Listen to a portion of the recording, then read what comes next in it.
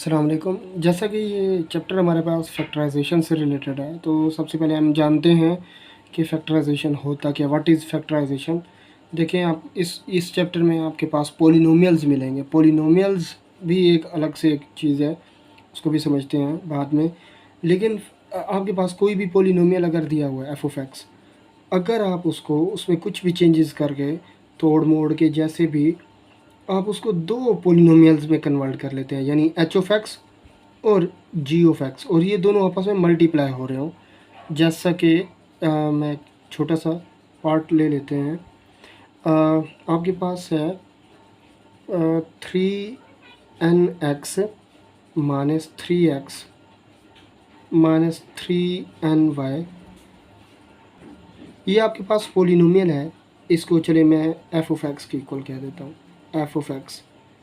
तो अगर हम इन दो फर्स्ट जो दो हैं, इनमें से हम x कॉमन ले लेते हैं और 3 भी कॉमन ले लेते हैं, तो हमारे पास बन जाएगा n-1। और अगर हम इन दोनों में से क्या कॉमन ले सकते हैं, 3 भी कॉमन ले सकते हैं और y भी कॉमन लेना चाहते हैं, तो इधर हमारे पास बन जाएगा -n। लेकिन मैं n को पॉजिटिव रखना चाहता हूँ, क्योंकि पिछले फैक्टर में भी n पॉजिटिव था, तो माइनस भी कॉमन लेना पड़ेगा, तो n पॉजिटिव हो जाएगा। और क्योंकि माइनस कॉमन लिया है तो अंदर साइन चेंज हो जाएंगे, -3y कॉमन हो चुका है। तो अब ये है, अगर इन दोनों में देखें ये चीज़ सेम है, तो आप n-1 कॉमन ले लें, तो आपके पास अंदर बच जाएगा, बाकी आपके पास अंदर जो बच जाएगा वो ये चीज़ बच जाएगी 3x - 3y। तो अगर अंदर से भी देखें 3 कॉमन आ सकते हैं हमारे पास, 3 भी कॉमन ले लें, तो 3n-1 और x - y। अगर अब आप देखें, था हमारे पास एफ ऑफ एक्स, लेकिन ये कन्वर्ट हो गया 3 इंटू ये आपके पास एच ऑफ एक्स है। ये चीज़ आपके पास एच ऑफ एक्स होगी और जी ऑफ एक्स। देखिए, ये तो मैंने दो ही फैक्टर बने हैं, वैसे तो तीन नज़र आ रहे हैं, लेकिन मैंने क्योंकि H of X G of X की रिप्रेजेंटेशन करनी, तो वैसे ये आपके पास बहुत सारे पोलिनोमियल्स, यानी पोलिनोमियल्स के टुकड़े टुकड़े हो जाएंगे, लेकिन वो सारे आपस में पार्ट्स हो जाएंगे, वो आपस में मल्टीप्लाई हो रहे होंगे। ये देखिए, ये सारे आपस में मल्टीप्लाई, दैट इज़ फैक्टराइजेशन। तो अब हमारे पास एक्सरसाइज है 4.1, तो हम एक्सरसाइज 4.1 की तरफ मूव करते हैं। वहाँ पे हम समझते हैं कि फैक्टराइजेशन किन किन तरीक़ों से होगी, क्या क्या चेंजेस करके हम पोलिनोमियल्स को फैक्टर्स में कन्वर्ट करेंगे। तो फाइनली आपके पास फर्स्ट क्वेश्चन है एक्सरसाइज 4.1 का। तो मेन बात ये है, सबसे पहले इसमें देखा जाता है कि कोई चीज़ कॉमन है, तो अगर देखें 2 यहाँ पे भी है और 3 2 6, 2 इधर भी है 2 इधर भी है, तो सबसे पहले इन सब में से आप कोशिश करें 2 कॉमन ले लें।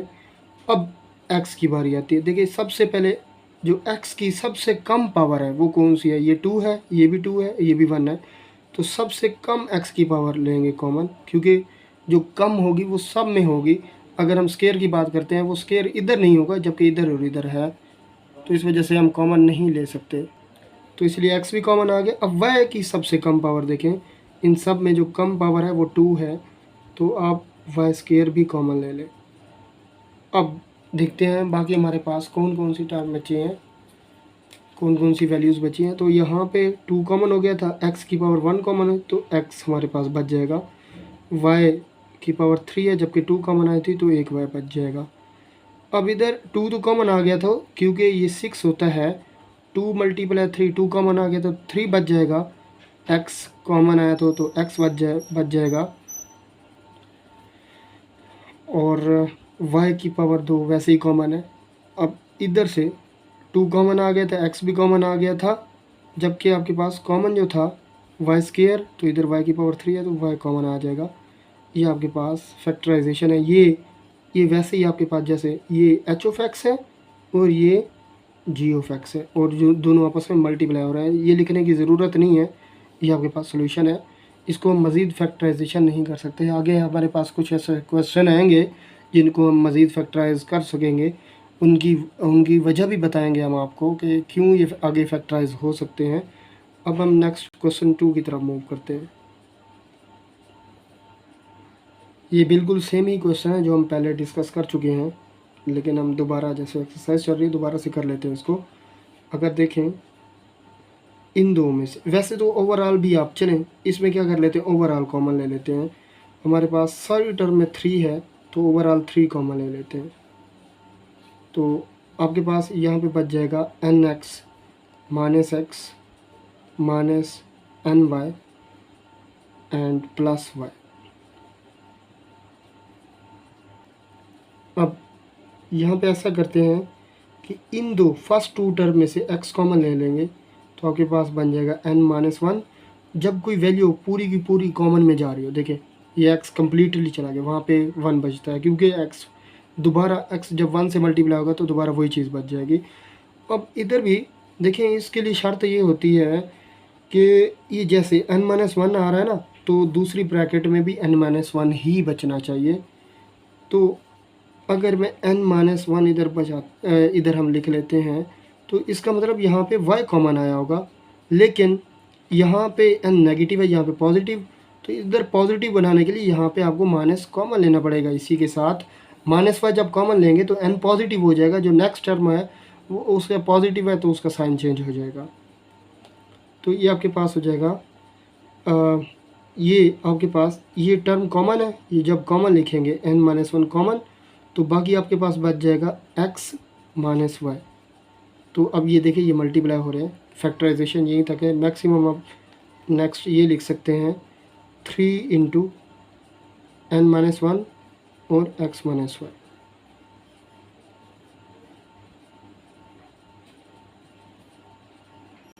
नेक्स्ट क्वेश्चन नंबर हमारे पास 3 है।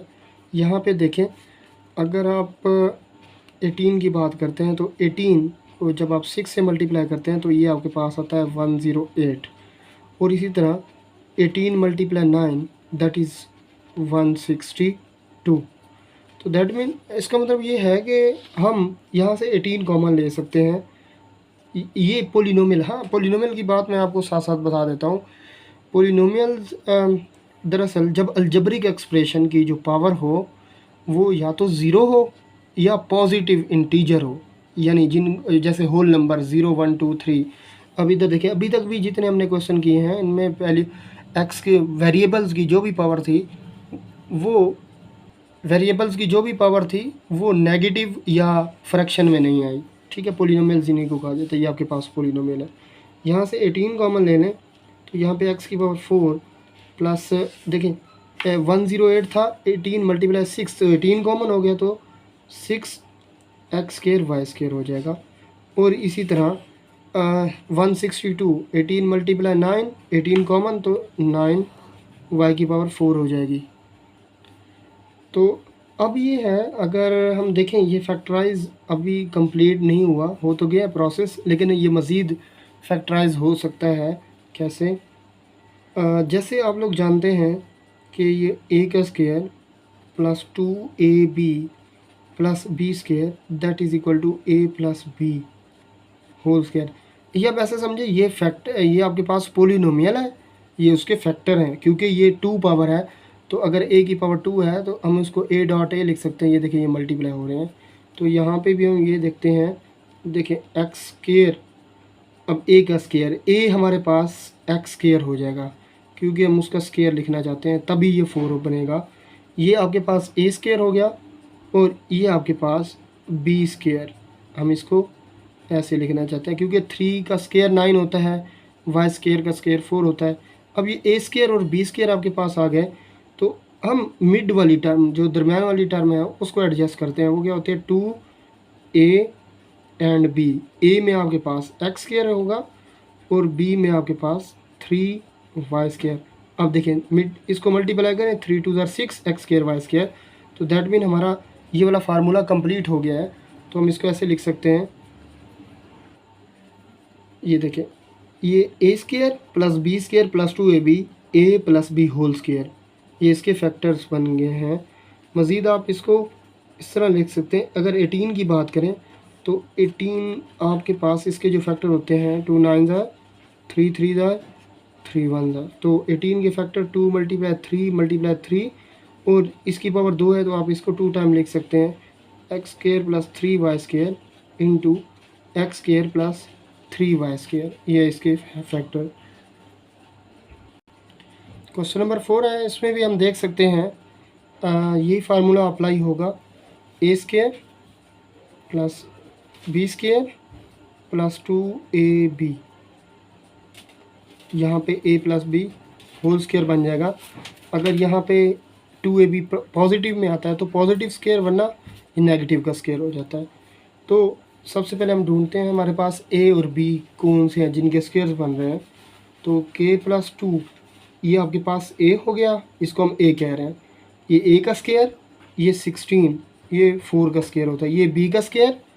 अब क्योंकि यो मिड टर्म है, जिसको हम दरमियानी टर्म कह रहे हैं, ये हमारे पास नेगेटिव आ रही है, तो हम नेगेटिव वाला फार्मूला लगाते हैं। 2ab, a हमारे पास था k प्लस 2, जबकि b हमारे पास है 4। देखिए 4 2 ज़र 8 और ये k प्लस 2 दरमियान वाली टर्म बन रही है। तो that is a² plus b² minus 2ab, और ये आपके पास फार्मूला बन जाएगा a minus B whole square. तो a था k माइनस 2, k प्लस 2 और माइनस 4, ये b हो गया, ये होल का स्क्वायर। तो अब इसको सिंप्लीफाई इस तरह भी कर सकते हैं, k माइनस 2, क्योंकि माइनस 4 प्लस 2 माइनस 2 हो जाएगा। इसके फैक्टर्स आपके पास आ जाएंगे k minus 2 and k minus 2। Next हमारे पास है क्वेश्चन नंबर 5। यहाँ पे हमारे पास दो तरह के फार्मूलाज यूज़ होंगे। एक तो यही सेम होगा a² plus b² plus 2ab और माइनस 2ab वाला। दूसरा ये होगा a² माइनस b²। ये आपके पास होता है a minus B and a plus B. सीधी सी बात ये है, देखें वैल्यूज़ आपके पास यहाँ पे देखिए सेम है, ये a और ये b, दोनों के साइन डिफरेंट हैं, तो ये बनता है a² माइनस b²। अगर आप इसको फैक्टर टर्म में लिखेंगे तो a minus B a plus B, वरना अगर फैक्टर को सिंप्लीफाई करके पोलिनोमियल में लिखेंगे तो ये बन जाता है a² माइनस b² का फार्मूला बन जाता है। देन लेकिन अब यहाँ पे अगर एक बात मैं आपको ये बताना चाहूँगा, चाहे वो a प्लस बी का होल का स्क्वायर हो चाहे माइनस का, तो ये आपके पास होता है a² plus b² plus 2ab। अगर माइनस वाला होता है तो यहाँ पे सिर्फ फ़र्क आता है कि माइनस 2ab हो जाता है। लेकिन यहाँ पे देखें, चाहे वो a प्लस बी है चाहे a माइनस बी, दोनों के स्क्वायर में जो इनकी स्क्वायर वाली टर्म होती हैं वो पॉजिटिव होती है। तो इस केस में अगर आप देखें 169y², 169 13 का स्क्वायर होता है, यानी 13y का स्क्वायर कह सकते हैं, जबकि ये टर्म नेगेटिव आ रही है। तो इसका मतलब ये हमारे पास b कभी भी अभी नहीं हो सकता इस फॉर्म में, जब हम a प्लस बी या a minus B whole square की बात कर रहे हैं। तो जब हम बात करते हैं a plus B whole square, तो देखें हम यहाँ से बनाना चाह रहे हैं 9x²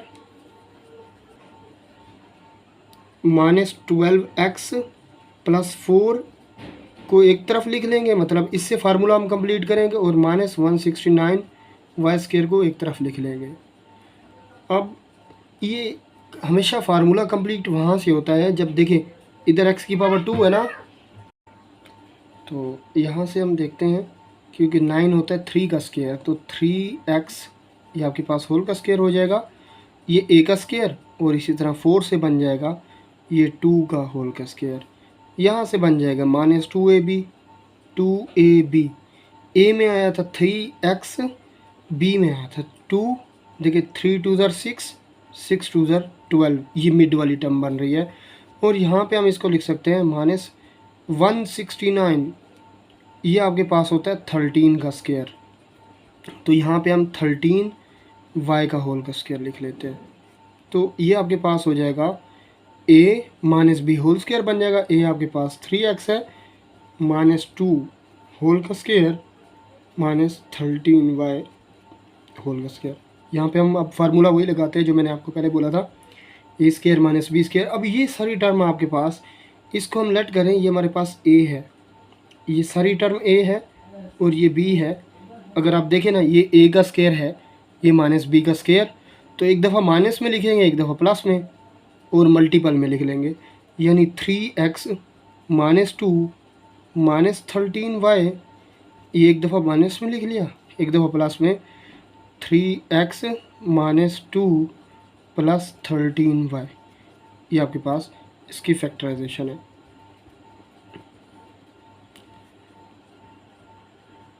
नेक्स्ट है हमारे पास क्वेश्चन नंबर 6। तो सबसे पहले अगर इसमें देखें कुछ कॉमन नज़र आ रहा है, ये टर्म दोनों में कॉमन आ रही है। यहाँ से x² - 1 हम कॉमन ले लेते हैं, एक यहाँ से y+1 एंड सेकेंड y+3 से, और दरमियान में आपके पास माइनस है।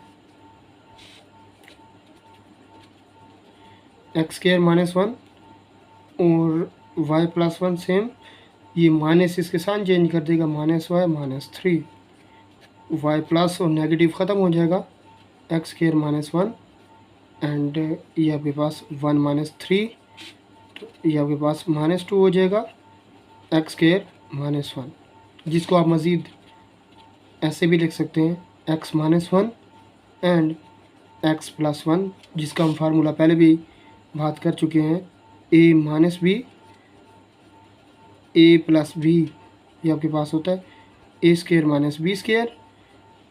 यहाँ पे a, यानी देखिए वैल्यू सेम होनी चाहिए, एक तो ये है ये x और ये 1 1, और इधर भी देखिए x और यानी a और b। तो ये आपके पास वही बात है कि x का स्क्वायर हो जाएगा और 1 का स्क्वायर, तो ये आपके पास इसके फैक्टर हैं। क्वेश्चन नंबर 7 है हमारे पास। देखिए ये जो आपके पास सिंपल टर्म है, यानी मिक्स टर्म जिसको हम कह सकते हैं, ये a और x से मिक्स हो रही है, यानी ये x² वाली और ये, तो यहाँ से हम फार्मूला कंप्लीट कर पाएंगे, जबकि इसका इसके साथ कोई रिलेशन नहीं है, ये बिल्कुल ऊपर वाले क्वेश्चन की ही तरह होगा।